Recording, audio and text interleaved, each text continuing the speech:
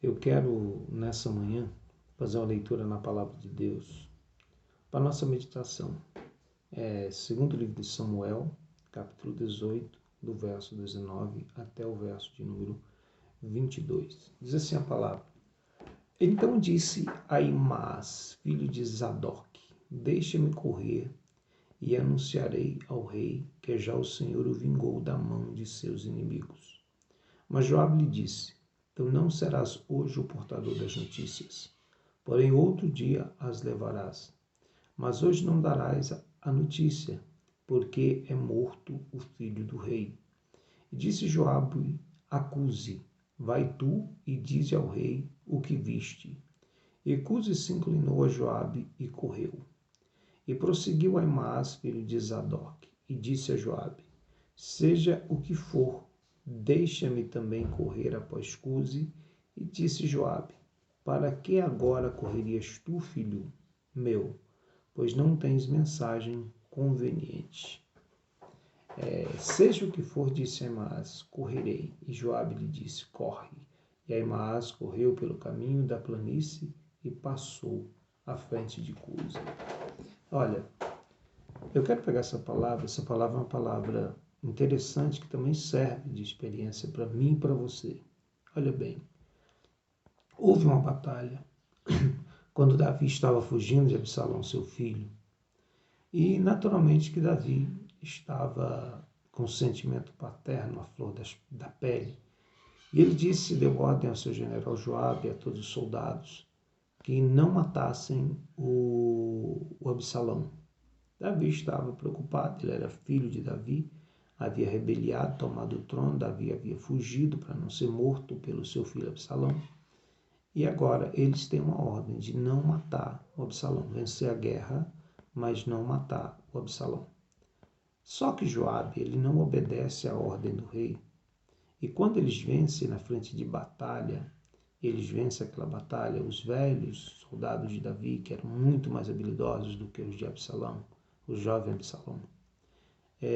Quando Absalão está fugindo, ele se prende em um galho de um pau pelo cabelo, que ele tinha uma cabeleira muito grande, e ele ficou pendurado em uma árvore. Joabe não hesitou. Quando ele viu Absalão naquela situação, ele pegou uma lança, o traspassou e o matou, desobedecendo a ordem do rei.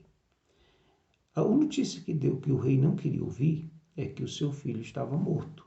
Ele queria que eles vencessem a batalha, mas ele não queria que o seu filho morresse. Olha bem, nós observamos aqui nessa palavra que depois de toda essa confusão, logicamente o exército levaria tempo para chegar à presença do rei Davi. Então era natural que o mensageiro corresse, e geralmente esse mensageiro era um muito bom corredor, que ele corresse e levasse a notícia. Seria a nova dos fatos que aconteceram naquele momento. Eles tinham um rapaz chamado Ahimaás, que ele era mensageiro do exército. Ele era veloz, o mais veloz que tinha, e sempre era responsável por essas notícias. Nesse dia, Ahimaás chegou a Joabe e disse: Olha, eu irei e darei a notícia ao rei Davi. Joabe disse: Não, hoje tu não levarás a notícia ao rei. Por quê? A expressão de Joabe é o seguinte: você não tem uma boa notícia para levar. A notícia de hoje é dizer que o filho do rei está morto. A notícia não é boa. Onde eu quero chegar com isso? Ele enviou Cusi, mas Ahimaás insiste em correr também. E ele era muito melhor corredor do que Cusi. Ele passou na frente do Cusi. Quando ele chegou na visita a Davi, alguém viu assim e falou assim: Olha, que tem alguém vindo? Tem um correndo. E aí parece que é Ahimaás, o mensageiro.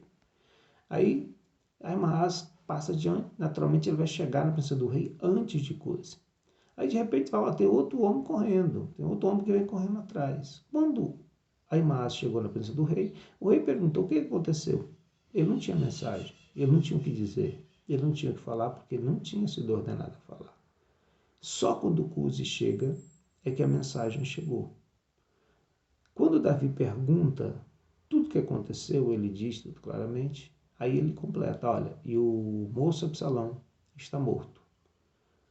Aquela notícia era terrível. Era tudo o que o rei Davi não queria ouvir. Eu quero parar para pensar com você no momento que tipo de mensagem nós temos e que tipo de mensagem nós estamos anunciando. O que nós estamos propagando? O dia que Jesus nasceu, pela primeira vez a palavra evangelho foi dita. E ela não foi dita por homem nenhum, ela foi dita pelos anjos. Quando os anjos acharam os pastores no campo, ele disse assim: olha, eis que vos trago boas notícias, que servirá de alegria para todo o povo. Essa palavra boas notícias ou boa nova é a tradução da palavra evangelho. Se ele dizer, eis que eu vos trago o evangelho, e será alegria para todo mundo que o ouvir. Essa é a mensagem que nós precisamos pregar. Só que às vezes nós não pregamos o evangelho, porque alguns não têm a mensagem para pregar. Alguns não têm a notícia. Alguns não conhecem o evangelho. Alguns cristãos até vivem na igreja, mas é meramente uma religião. Eles não conhecem o evangelho de fato. Eles não vivem a mensagem. Eles não sabem por que Jesus morreu na cruz. Eles não sabem o que é salvação. Quantos dentro da igreja que não conseguem explicar por que estão lá dentro? Olha bem, Aimás era um excelente mensageiro. E ele estava sendo poupado de uma má notícia. E eu quero te perguntar, será que nós somos pregadores de boas notícias?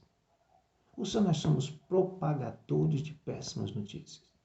Se todo mundo que usa os meios de comunicação, as redes sociais, pregasse boas notícias, o mundo seria melhor. Mas parece que a boa notícia ela não tem grande repercussão. Quando a gente fala a verdade, parece que as pessoas não gostam de ouvir. Quando a palavra é lógica, é madura, é consciente, parece que ela não é tão importante. Mas quando é uma fofoca, quando é uma mentira, quando é uma afronta a alguém, quando é alguma coisa que ofende o caráter ou a vida de alguém, como nós gostamos de propagar? Eu quero te falar que nós somos os Aimaazes de Deus e nós devemos ir com as boas notícias. Nós devemos ir, sim, na casa das pessoas com palavras boas, com notícias boas. Que tal se nós parássemos um pouco nas nossas conversas de falar sobre doença e falássemos da cura? Que tal se nós parássemos um pouco de falar sobre morte e falássemos de vida? Que tal se nós parássemos um pouco de falar sobre tudo que existe nessa terra e começássemos a falar da vida eterna? Essas boas novas, elas podem salvar as pessoas. Elas podem tanto curá-las quanto endereçá-las para a vida eterna com Deus. Nós fomos chamados para pregar o Evangelho. Marcos 16:15, Jesus falou assim: de por todo mundo, pregar o Evangelho a toda criatura.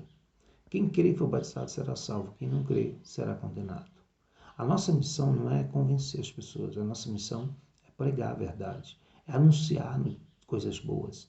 Agora, quem convence o homem do pecado, da justiça e do juízo é o Espírito Santo. Esse trabalho é dele, esse papel é dele. E eu sinto lhe dizer, mas você não é capaz de convencer nem seus filhos dentro da sua casa, você não é capaz de convencer seus pais dentro da sua casa, porque isso compete ao Espírito Santo. Mas o Espírito Santo não é o pregador. O pregador sou eu e o pregador é você. Agora, a mensagem ela depende do coração que a recebe, do ouvido que ouve. Mas nós precisamos falar. Nós precisamos anunciar boas coisas, anunciar boas notícias. Não adianta ser um grande corredor se você não tiver uma mensagem a anunciar. Não adianta você estar numa posição de pregador se você não tem uma boa mensagem para anunciar. Não adianta você estar em um púlpito, não adianta você estar em uma posição de excelência se você não tem uma mensagem a anunciar. A mensagem é a salvação de Deus. A mensagem é a cruz de Cristo. A mensagem que nós devemos pregar é a esperança que nós temos em Deus. Mudemos o nosso discurso. Em vez de falarmos de tragédias, de coisas ruins, que tal se nós falássemos da cruz e dos efeitos da cruz na nossa vida? Que Deus te abençoe nesse dia. Não adianta ser corredor se você não tiver uma boa mensagem. Que Deus te abençoe em nome de Jesus.